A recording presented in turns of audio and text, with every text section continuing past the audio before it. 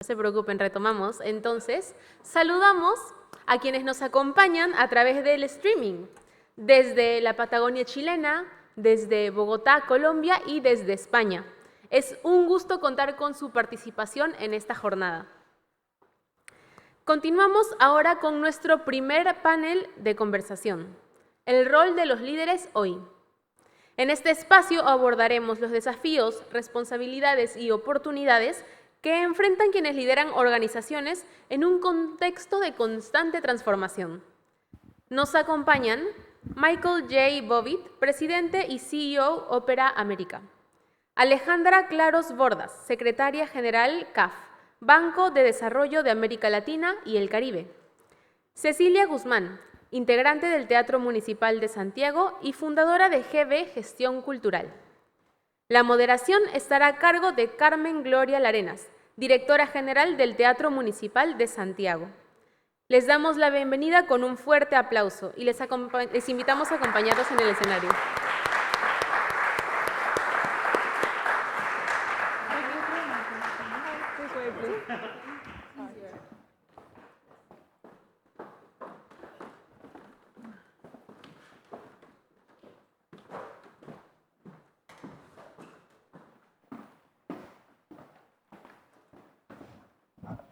Bueno, muchísimas gracias. Gracias, Guillermo, por tu exposición.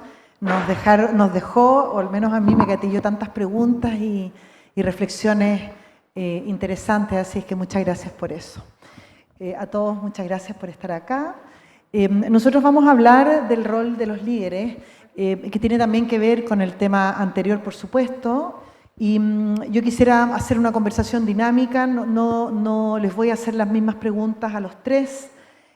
Cada uno, si quiere intervenir también en alguna que no le he hecho, lo puede hacer, pero en el fondo si no alcanzamos a conversar poco y a reflexionar menos también. Entonces, yo creo que la primera pregunta, Alejandra, te la voy a hacer a ti, ¿es más difícil efectivamente liderar hoy y qué ha cambiado para poder hacerlo de buena manera?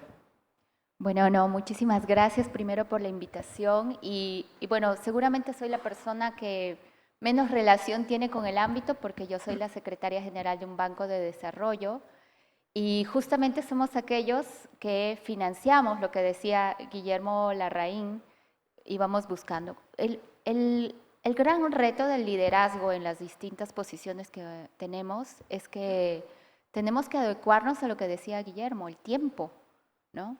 En la realidad que nosotros vamos teniendo. Y también creo desde una posición de liderazgo femenino es que las mujeres también nos hemos ido marcando solamente en un concepto y definición, ¿no? El liderazgo femenino tiene unas particularidades y en realidad no es el liderazgo femenino masculino, sino es la capacidad que tiene cada uno, ya sea hombre, mujer o el género que se defina, de poder construir confianza. Y el gran reto que tienen hoy los líderes en forma general es esa capacidad de construir confianza, la capacidad de articular y lo que decía Guillermo, la capacidad de diversificar las miradas. Cuando uno habla, generalmente los líderes somos los que nos hacemos cargo de la gobernanza o de los gobiernos corporativos. Entonces, muchas veces hay unos liderazgos que quieren imponer su forma de ver, pero lo más importante es poder escuchar y mirar, como decía bien él, lo que está pasando. Y sobre todo, cómo logramos llegar a esos propósitos en conjunto. Solamente como un pequeño detalle, y lo voy a comentar así. Cuando nosotros como Banco de Desarrollo nos llegan distintos proyectos para financiar teatros o políticas públicas y a lo que nosotros realmente nos dedicamos, que es el financiamiento de la infraestructura, nosotros lo primero que nos fijamos es el propósito en el cual están proyectando cada uno sus proyectos, desde los teatros hasta una carretera. Cuando presentan un proyecto de una carretera, la institución, el país, está entregando de manera muy clara y precisa el propósito. quiere apoyar a la integración caminera, a la promoción, a la incorporación, a la inclusión, a la cohesión social. Cuando nos llegan los proyectos culturales, les quiero decir que uno de los grandes temas es que no logramos ver claramente el propósito. Y me parece genial que ustedes hayan podido tener a Guillermo que les pueda instruir en ese camino, porque también, y el rol que hoy tengo acá, es que dentro del liderazgo también es enseñar a ver cómo se puede construir una misma narrativa y un mismo propósito. Un banco de desarrollo de América Latina como la CAF apoya los proyectos culturales porque creemos en un propósito y porque consideramos que la cultura es una condición fundamental de desarrollo. Pero yo quisiera que nos ayuden a pensar cómo podemos hacer que sea creíble para las autoridades y que podamos llegar a presupuestos más aterrizados y que no existe ese problema que tiene que ver con la sostenibilidad financiera. Entonces creo que en términos, en conclusión, lo que yo diría es ese reto hoy de poder construir una narrativa en común. Entonces, en tu visión, ser un buen líder significa, y vinculando con lo que dijo Guillermo, adaptarse y saber leer los nuevos tiempos y, en esto último que estás diciendo, ser capaz de articular y proponer un propósito claro, ¿correcto? Esa es una característica. Cecilia, ¿cuál crees tú que es hoy día una característica, no quiero decir un líder moderno, pero sí de alguien que gestiona una organización que tiene más complejidades probablemente desde muchos puntos de vista, si es pública o mismo si es privada, en estos tiempos y sobre todo pensando en post-pandemia, que yo creo que cambió bastante el panorama? Tal vez quieres referirte a eso. Primero que nada, muchas gracias por la invitación, Carmen Gloria, un placer estar acá con ustedes en Lima. Miren, yo creo que el líder de hoy tiene que tener una característica que creo que hace tiempo no la tenía, que es la generosidad. Y la generosidad con las instituciones en donde nosotros estamos. Porque, como bien decía Guillermo en su presentación, hay una cierta tensión entre los directorios y la gerencia de las compañías. Entonces yo creo en el liderazgo, por lo menos desde el gobierno corporativo, de los directores en servicio y en pos de estas instituciones culturales.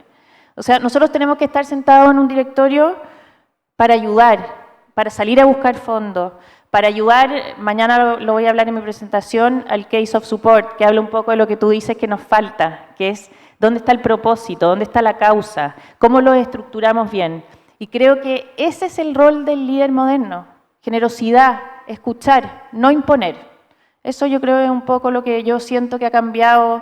A mí me ha tocado más en un tiempo de liderazgos más transversales que tan jerárquicos, pero eso es un poco lo que pienso yo. Sí, Cecilia forma parte del directorio del Teatro Municipal de Santiago, así es que desde ahí también ella está opinando. Michael, para ti, y también lo sumo al análisis que hizo Alejandra, también sumamos entonces la generosidad como una cualidad en tu criterio, Cecilia, que es importante hoy día para quienes lideran, lo que sea que lideren. Michael, ¿qué crees tú hoy día, sobre todo pensando en post-pandemia tal vez, son una característica que para ti sea importante de los liderazgos de hoy día, pensando en teatros o en otras organizaciones, también más pequeñas?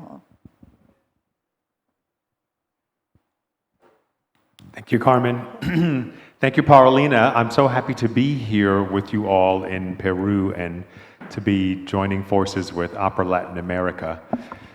I think the world is moving very fast, and it's moving exponentially faster. And missions have to change when the world needs you to do something different. And that requires leaders to have a very, very, very strong vision for how they think they can make the world better in their community or in their arts organization or in their theaters. And then their job is to get people on board with that vision. It requires a lot of grace and generosity, but it also requires being willing to upset people to join in on that vision. Oftentimes, when we see that there is change that is needed, we forget that people have beliefs and values and mindsets, and that vision may disrupt that belief, that value, and that mindset. And if we want to get to that vision, we have to upset that a little bit. We have to create a sort of disequilibrium because we want their mindsets to shift to help make the world better for the things that we're trying to do. And that just requires a lot of management of people and their feelings and their emotions and their behaviors. Opera is challenged in the US at the moment economically.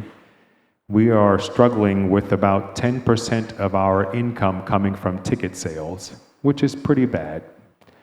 Which means that we really have to look at the product to make sure that it is something that people want. Otherwise, opera could become a novelty. And that means getting people to change their mindsets and their beliefs and what they value most personally in opera so that it can have more audiences and become more sustainable. And that's a big job for not only me and Opera America, but every single director of every single opera company.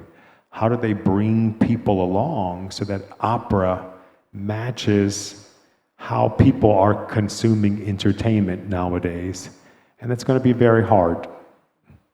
Entonces, sumamos dentro de todo lo interesante que ha dicho, es tener una visión fuerte y clara y también ser capaz de sumar y subir a bordo a la gente. Quisiera, Michael, preguntarte también si crees tú que los liderazgos de los teatros y de las organizaciones culturales en Estados Unidos hoy día están particularmente desafiados por la tensión que hay entre el gobierno de Donald Trump y el mundo cultural. No será completo, pero una parte de él. Sure. I think in general, the arts organizations in the U.S. don't see advocacy and government affairs as a critical and core function of operations. And so we're not very organized. We're not as organized as, say, environmentalist or agriculture or tech or housing or even the gun lobby. And therefore, we don't get as much funding from government, or we don't get as much legislative interventions from government. And it makes us an easy target. And especially now, under the new leadership, we are an extremely easy target because we are not a threat as a sector to anyone getting elected to public office. And that has to change. My position that I had before Opera America, I was the director of the State Arts Council in Massachusetts, sort of the Minister of Culture in Massachusetts. And the things I could have done for the arts sector were inhibited because the arts sector was not organized and they weren't putting pressure on their leaders to intervene or create policy or do more funding for the arts sector. And that's squarely on us. That is something we can control. And so my goal, my dream is to engage opera and all of the arts to make sure that no one gets elected to public office without having an arts platform in their campaigning. Gracias, muy interesante, Michael. Quisiera saber qué opinan, Cecilia, qué opinas de una frase que he leído varias veces y que tiene que ver con que un buen líder tiene que aprender primero a liderarse para liderar. ¿Estás de acuerdo o no? ¿Te parece algo totalmente superado? No puedo estar más de acuerdo. Yo creo que el líder tiene que lidiar con algo que es muy importante, que es el ego. Y si él no sabe lidiar con su ego, es muy difícil que pueda liderar un equipo, porque creo en los liderazgos completamente en equipo. Y obviamente que el líder muchas veces tiene que guiar al grupo, pero tiene que hacerlo desde un lugar distinto, de donde hay un trabajo en equipo. El que no se sabe liderar, el líder que no se sabe liderar, probablemente no va a llegar muy lejos. Sobre todo en una sociedad en la que estamos hoy, donde las causas son muy importantes. Yo también mañana voy a hablar de causa y yo creo que probablemente es lo que tú a veces echas de menos en los proyectos culturales. Y las causas no se construyen desde un liderazgo solo, las causas se construyen desde un colectivo. Entonces no puedo estar más de acuerdo contigo, Carmen Gloria. No sé si tú estás de acuerdo o no con la frase. No, yo encuentro que sí. Sí, pero porque tú, sí, pero sí, creo que el líder que no se sabe liderar no llega lejos. Además creo que eso que dices tiene que ver con lo que dijiste antes con la generosidad, ¿no? Anteponer a veces nuestras propias agendas, todos tenemos una agenda y eso es natural, pero hay que buscar agendas comunes con causa y ir en pos de eso. Respecto a los liderazgos y considerando que todos quienes están aquí lideran, tal vez podríamos hablar de los miedos que un líder puede tener al encabezar una organización. ¿Alguien quiere compartir un miedo? Ninguno va a querer confesarse, pero confío en las mujeres, las mujeres. Sí, yo solo quiero decir que las mujeres te aseguro que tenemos mucho más miedo que los hombres, porque nosotros vivimos con el síndrome del impostor. Díganme, ¿qué mujer no he dicho, pero por qué yo estoy sentada acá? Entonces yo creo que las mujeres en general lidiamos con más miedo que los hombres que llevan mucho más tiempo en puestos de liderazgo. Nos encuentran muy feministas hoy día aquí en Ola, así que los hombres, ¿qué miedo tienen? Hablemos de eso un poco. ¿Alguien quiere? Mira, los valientes ahí atrás. ¿Le pueden pasar un micrófono, por favor, para escucharte bien? Andrés Rodríguez Spörer, tal vez nos confiese un miedo. El señor allá. ¿Sí? ¿Te pasaron un micrófono? Ah. Bueno, dilo así, pues si no vamos a perder tiempo.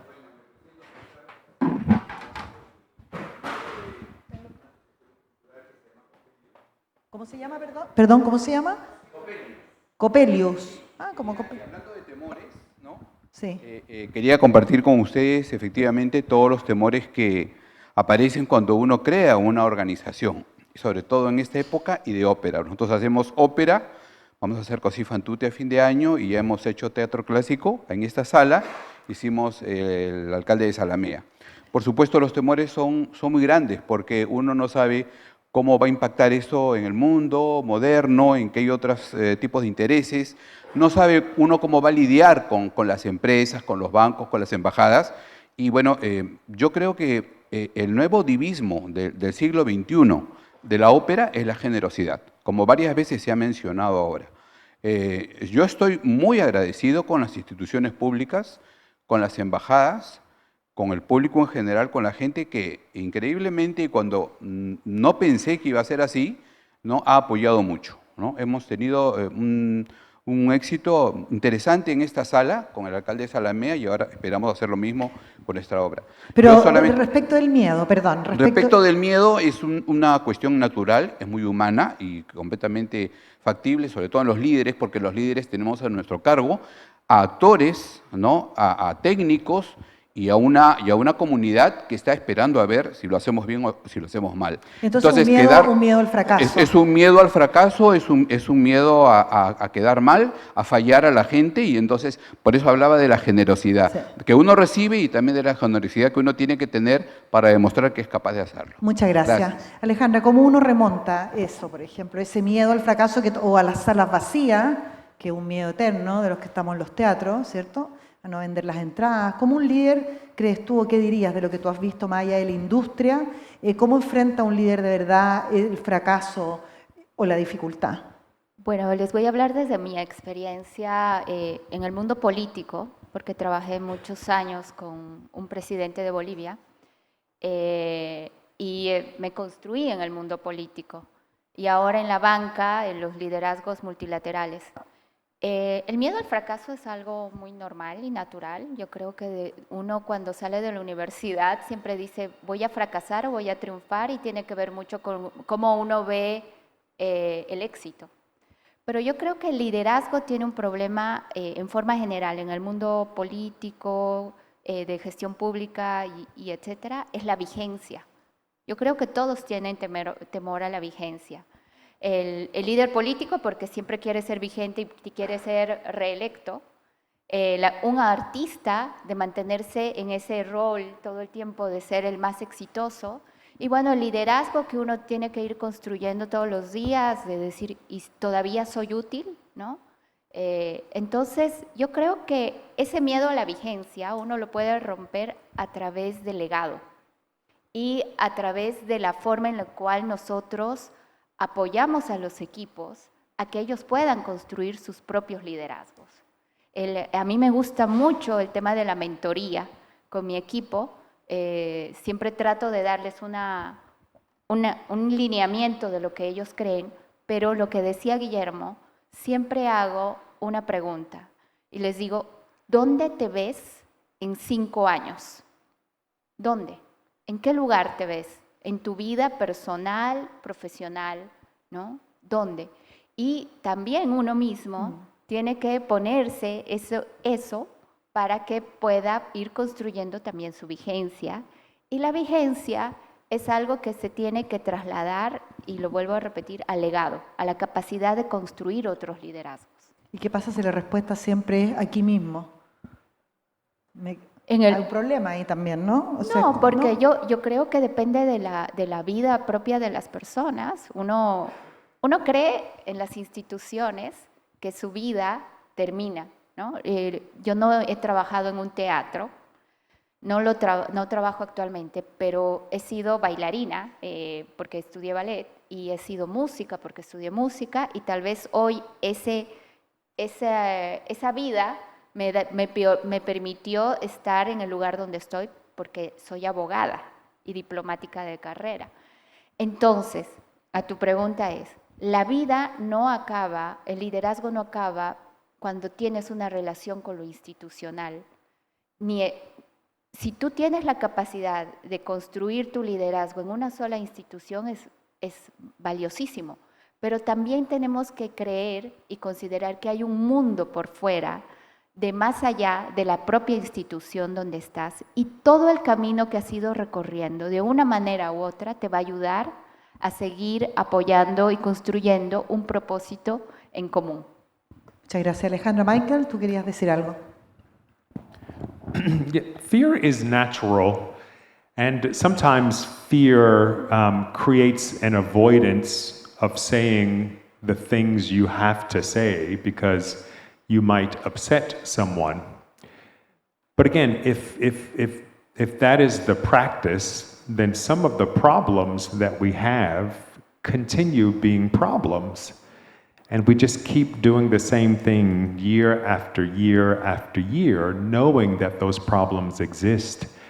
And so I go back to what I mentioned earlier, that part of leadership's job is to push through that fear and get out of avoiding some of the difficult conversations or the change that has to be made so that we can progress our organizations. You know, in opera, as we talk about product market fit, maybe modern audiences don't want to sit through a 4-hour opera, right? Maybe we have to make them 2 hours, 2.5 hours. But sometimes the fear of talking to a donor who may prefer the 4-hour opera convinces us not to make the change.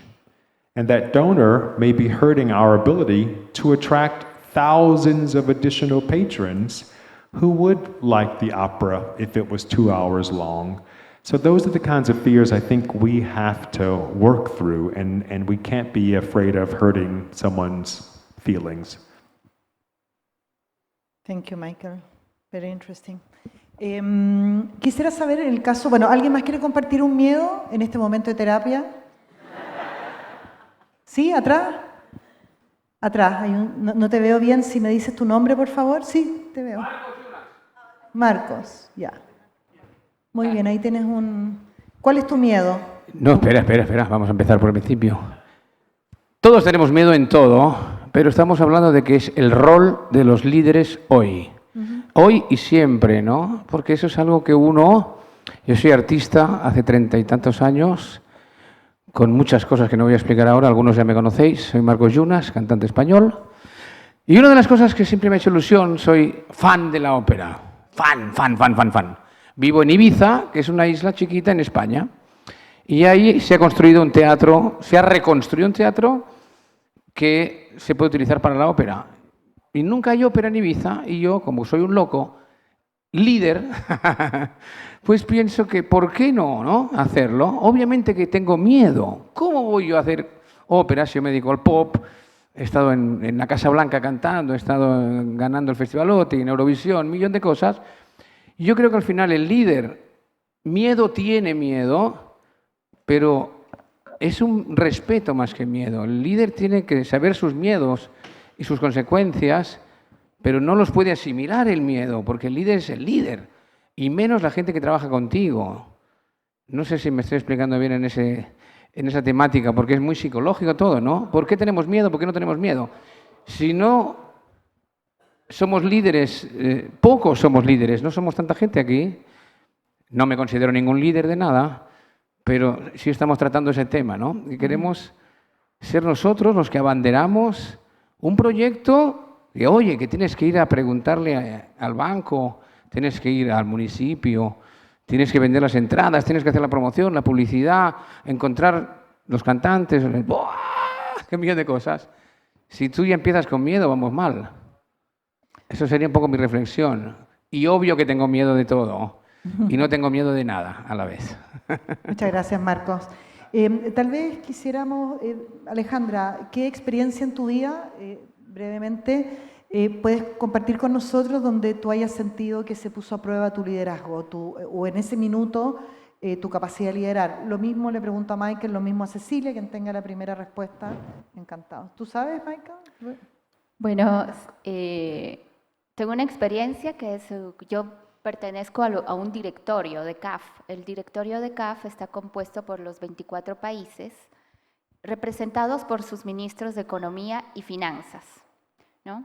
Entonces, el 99% son hombres y hubo un momento en el cual un ministro desafió el liderazgo que yo tenía en relación a las capacidades de que se tenían en ese momento.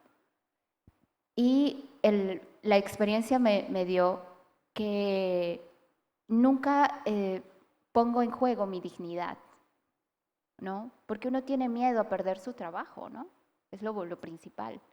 Y yo recuerdo que tenía en la cabeza era como, le respondo de una manera educada, pero esto me puede costar mi trabajo.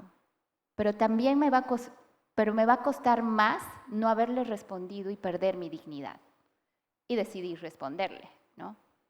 Y no perdí mi trabajo. Y creo que eso... ¿Qué aprendiste de esa experiencia? No, aprendí que uno no puede poner en juego la dignidad y el propósito y tus propios valores, ¿no? El respeto, que se habló muchísimo. Cuando uno ya pierde eso, es eso. Y lo que yo aprendí es que hay cosas que no son negociables.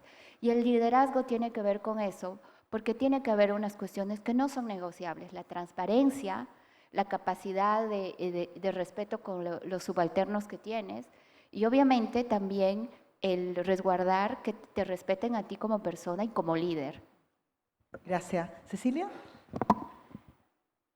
Yo voy a hablar desde cómo los líderes de repente trabajamos por una causa y mucho tiempo por una causa y de repente pasa algo que cambia todo. A mí me tocó estar trabajando en la COP25, que iba a ser la conferencia de la cumbre climática que iba a ser en Santiago. Habíamos trabajado 9 meses, a mí personalmente me tocó liderar todo el tema de levantamiento de fondos. O sea, olvídense lo que fue, habíamos trabajado con todas las instituciones, con todas las empresas, teníamos lista nuestra fiesta y el 19 de octubre viene algo que cambia todo en Chile, vino la crisis social. Nos cuenta el presidente, Sebastián Piñera, que ahí está sentada su hija, que no vamos a hacer la COP25 en Santiago. Para todo el equipo y todos los que habíamos liderado el proceso, imagínense lo que fue, llevábamos meses trabajando. Y nos dicen, bueno, va a ser en Madrid. Y todos nos replanteamos todo. Y ahí yo creo que el liderazgo fue, o lo que aprendí de liderar es decir, bueno, los líderes tienen que tener capacidad de que hay cambio de planes. Bueno, y nos fuimos a Madrid, hicimos nuestro mejor esfuerzo, levantamos la plata en España, fue increíble, yo me fui a instalar a la Moncloa y a explicarle cómo teníamos que levantar plata porque teníamos que hacer un pabellón y esta cumbre tenía que ser igual. Entonces yo aprendí de eso, que de repente uno hace todo bien, prepara las cosas, pero hay cosas que no salen como queremos. Y yo creo que eso los líderes, el líder tiene que tenerlo súper en su cabeza, porque yo me imagino que a todos ustedes también le pegó muy fuerte la pandemia y todas las cosas que ustedes lideran, imagínense en una pandemia, la Carmen Gloria lo puede decir mejor que nadie, liderando un teatro, ¿cómo nos cambiaron los planes? Eso. Gracias. Gracias, Cecilia. Michael? How many of you believe that arts are good for health? Sí. So in Massachusetts, I wanted to launch a program where healthcare would pay for people engaging in the arts. And so this was a major test of my leadership. Would the Secretary of Health believe this? Would healthcare and healthcare providers and healthcare payers believe in this? Would my staff believe in this? And so I put myself out there believing that we have the science, we have the data, we have our own beliefs about this. And so a couple of years ago in Massachusetts, we launched the first in the nation's statewide solution to arts prescribing. This is a program in Massachusetts where healthcare providers can prescribe 12 doses of arts and culture for their patients. Once a month, every month for a whole year, and every single dosage comes with a companion ticket. And all of this is being paid for by insurance and social insurance and opioid settlement money and housing authority money. And when I left, Department of Corrections were in conversations about using it for nonviolent offenders, and public safety wanted to use it for first responders. So arts organizations all across Massachusetts are getting paid full price for their tickets and registrations for people getting prescribed arts. And it was very scary in the beginning. We learned a lot in the piloting and the beta testing stage. And now it's all being celebrated by the governor and the legislature and the Secretary of Health. And there are many, many, many insurance companies continuing to onboard and use this healing process. And the last data that I showed, that I saw, we had 496 arts organizations in network getting reimbursed by healthcare. We showed that the usage of arts medicine was at 77%, which is double that of drug prescribing. We also showed that people were returning to emergency rooms 40% less. And we showed a 340% improvement in behavioral health. So we are saving healthcare a lot of money. And so that was a major test to leadership. But we did it. Great. But I was asking for a failure. Would you like to share? I mean, it's a fantastic story. Es lo que decía un poco Guillermo, que también Teatro del Lago está haciendo, esto de involucrar como una herramienta para tratar problemas de salud mental, la cultura, ¿no? Entonces, y lo hicieron en Massachusetts, but I was asking for a failure. Le pregunto que insisto en el fracaso. Sure. I acquired, I ran a theater company, and we had reached capacity for ticket sales. I could not sell any more tickets. The cost of doing business kept increasing, but I didn't have any ability to earn more money. So I acquired a school. We did a legal merger, and it went horribly.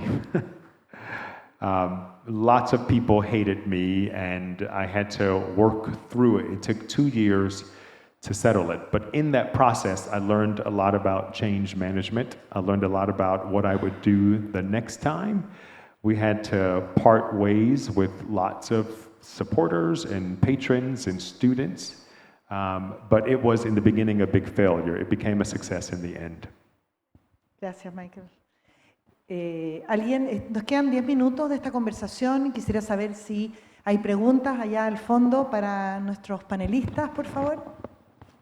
Sí, yo soy Gladys Moscoso, he hecho 25 años de festival a nivel nacional de danza y quiero exponer las situaciones que, a ver si me dicen por lo que he venido acá, no sé si me voten por lo que voy a decir. En Lima hay bailarines extranjeros de altísimo nivel.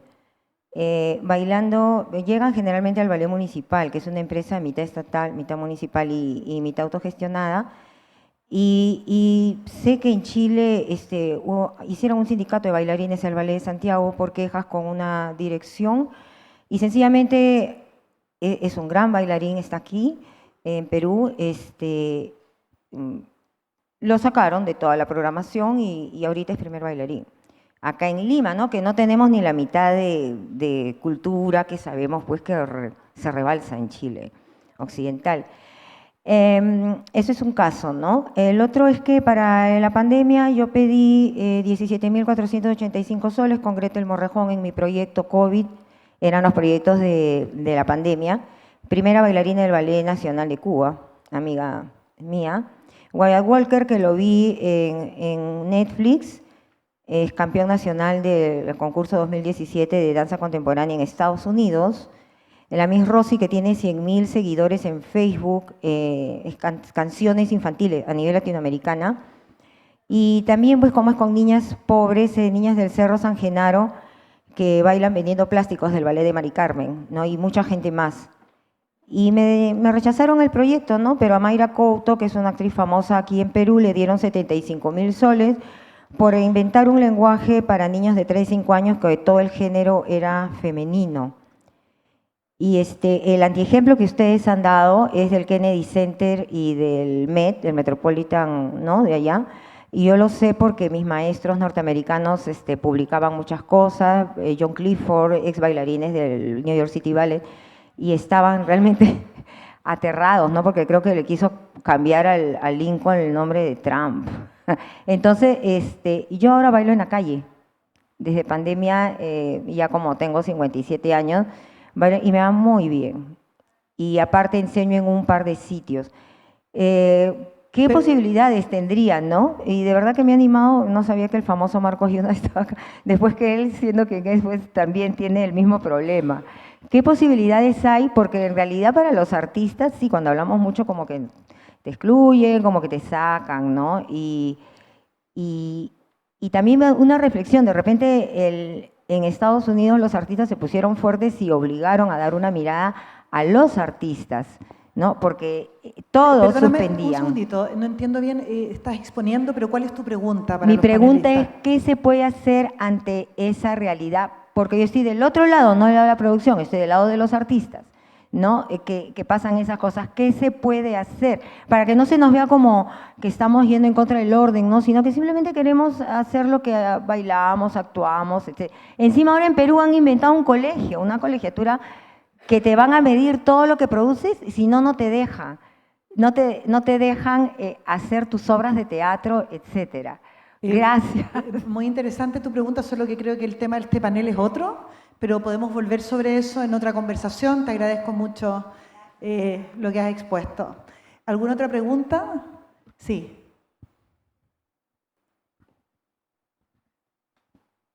El señor de adelante Sí. levantó primero la mano. Necesitamos la bicicleta de rodilla del alcalde. Hola. Sí, tú también después, ningún problema. Elisa Vegas, de Venezuela.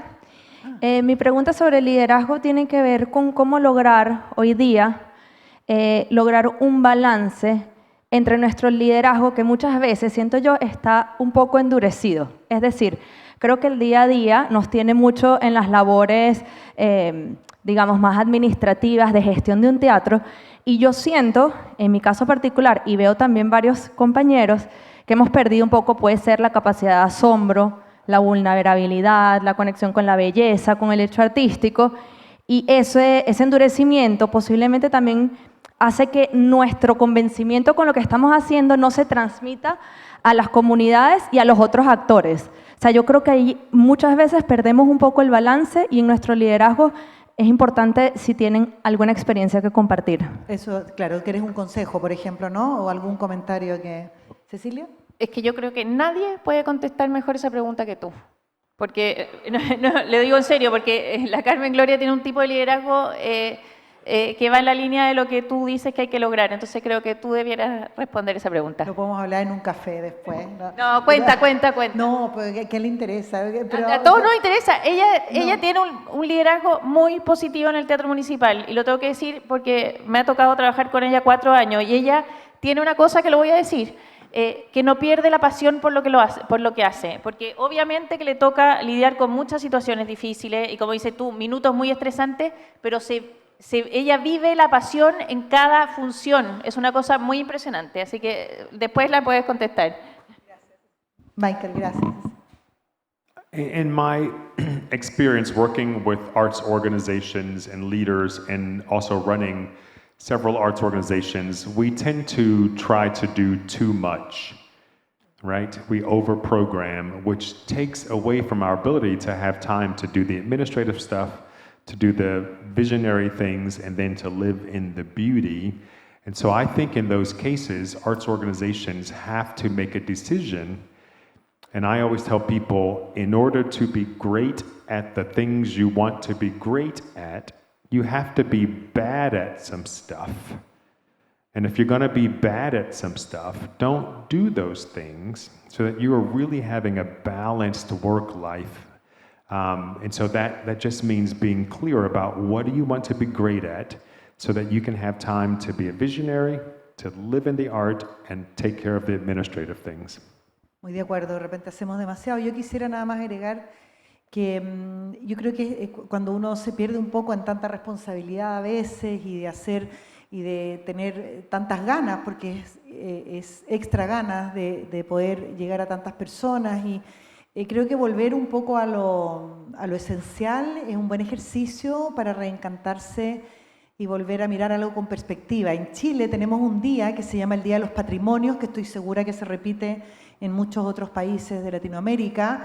Es una actividad gratuita donde personas que probablemente nunca han ido a distintos edificios históricos, en este caso de Chile, ese día van, en el caso al Teatro Municipal de Santiago, hacen filas con frío desde las 7 de la mañana y uno puede ver cuando entran personas que nunca han ido al teatro, muchos migrantes también, la solemnidad y la alegría con la que viven la experiencia de entrar a un espacio que tiene una belleza probablemente con la que clásica, de otro siglo, con la que se han relacionado menos, y creo que conectarse con eso y recordar que para esas personas, aunque nos demoremos, estamos haciendo todo lo que hacemos. Yo creo que es un buen input para salirse un poco de la vorágine diaria y para tratar de tener la perspectiva y no perder el entusiasmo respecto de lo importante que es lo que todos nosotros hacemos. Así que creo que eso puede ayudar.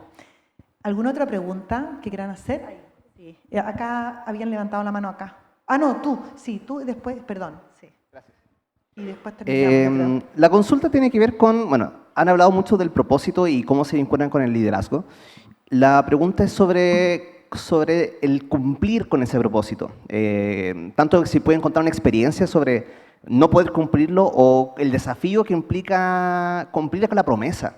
Porque se puede hablar mucho respecto a lo que se quiere lograr. Por ejemplo, Michael mencionaba el tema de esa vinculación con la salud. Tenían los datos, tenían la ciencia, pero como al momento de llegar al resultado, ¿qué tan difícil o qué experiencias tienen que como compartir respecto a esa dificultad de cumplir la promesa? Alejandra. Bueno, Yo creo que a veces nos exigimos demasiado con el tema de los propósitos. Cuando nosotros trabajamos en un banco y en un banco de desarrollo, siempre nos ponemos como un alcance de número de personas, ¿no? ¿A cuántas personas llegamos a beneficiar? Y probablemente se puede hacer un símil con los teatros. Pero les voy a poner un caso. Nosotros creamos el concurso para niños de lectura, libro y escritura con la Fundación Gabriel García Márquez, y el gran punto era ¿a cuántos niños llegamos en América Latina? El primer año llegamos a 2.000 niños, el segundo año también, y ganaron 13 niños de distintos países.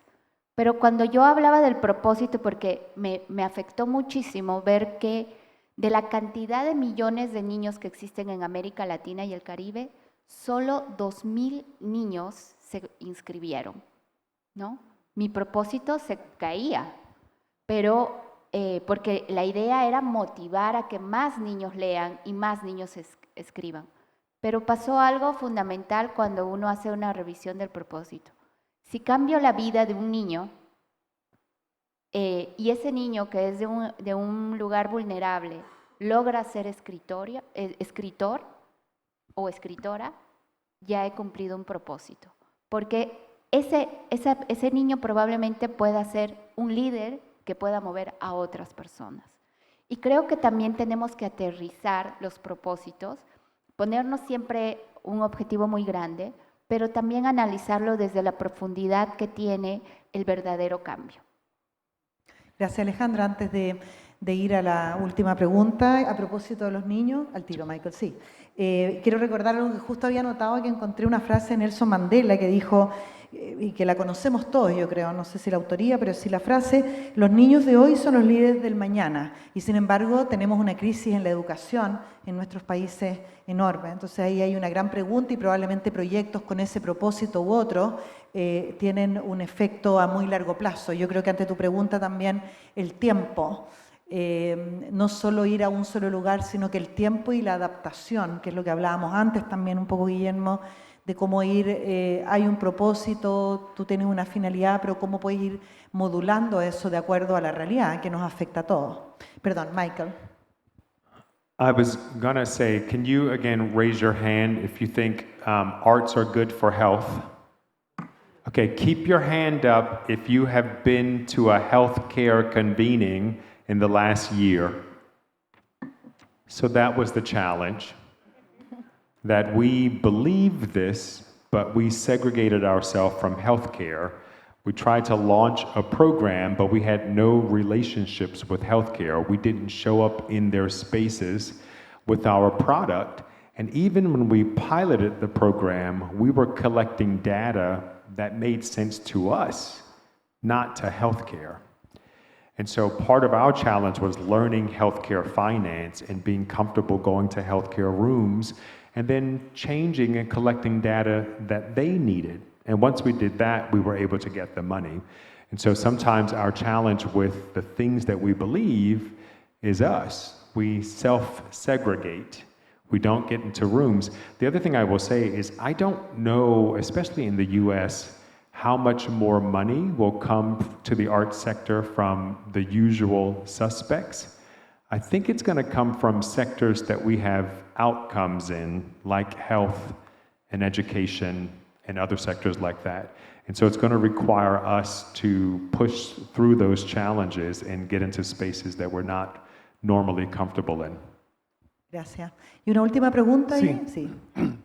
Hola, mi nombre es Jorge Bravo Cuervo, soy vicepresidente de la Corporación Cultural de Temuco, que administra el Teatro Municipal de Temuco. Por lo tanto, yo vengo del lado del directorio, que como ustedes saben somos ad honorem, y tenemos siempre la presión desde las autoridades, fundamentalmente de nuestros principales inversores, en el caso nuestro, que es el municipio, respecto a... Dependencia total, como decía Guillermo, riesgoso, de un solo No, fondo. es que no es total, nunca es total. También tenemos del Estado, a través del Ministerio de Cultura, nos financia una de las 8 orquestas del país, está financiada por eso, 300 millones de pesos, $300.000. También tenemos un 20% de financiamiento privado junto con la taquilla. Bueno, pero ¿cuál es el punto? que siempre estamos amenazados, porque además las corporaciones en Chile tienen muy mala fama en este último tiempo, ustedes lo saben, por cuestiones políticas y por cuestiones de corrupción, cosa que nosotros no la tenemos. Afortunadamente, cuestiones políticas no la tenemos, Guillermo, porque siempre ha sido plural políticamente.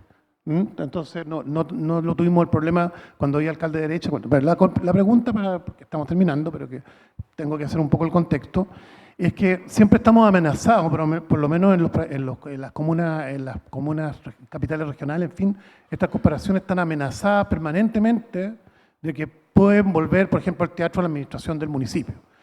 ¿Y por qué pasa esto? Porque, y ahí iba la pregunta, ¿cómo seducir a los concejales, un poco al alcalde, que es como dijo Guillermo, es como que es como que no han vivido en el teatro? Yo conozco el teatro desde que partió, conozco toda la historia, mi ex señora fue gerenta, entonces, bueno, conozco la historia. ¿Ah? Sé que estuvo Paco de Lucía, sé que estuvo Marianito Mores, sé toda la historia, lo puedo decir. ¿Ah? Sé cuándo se hizo la primera ópera, pero los decisores, el principal decisor, y también los empresarios, también que podrían ser decisores, no tienen esa idea. Es una estrategia. Claro, entonces, ¿cómo convencer o qué estrategias le han resultado a ustedes para tener una mejor recepción de esos decisores? Gracias, Cecilia, tú tienes mucha expertise. Sí, el problema de nuestra vida ese. Así que comparto, y mañana voy a hablar bien en detalle de eso, pero yo creo que hay una cosa que no falla, y es llevarlos al teatro, es que experimenten el teatro, es llevarlos a backstage, es que vivan lo que tú vives todos los días, porque uno lo cree que es muy obvio, pero no lo es. Entonces yo creo que esa es una cosa que te puedo decir muy concreta, que creo que a nosotros nos ha resultado súper bien. Mañana no quiero ser spoiler de mí misma, así que mañana te voy a dar más, porque voy a entrar mucho en eso, porque hay otra cosa que nosotros tenemos que hacer, y que es activar a nuestros directorios, que eso es clave. Así que espero haberte dado que sea un tip. Bueno, estamos llegando al final, tenemos que tener una pausa, después viene otra conversación, entiendo. Muchísimas gracias, thank you very much. Gracias por compartir y por hablar tan sinceramente, y nos seguimos viendo durante el día. Muchas gracias a ustedes.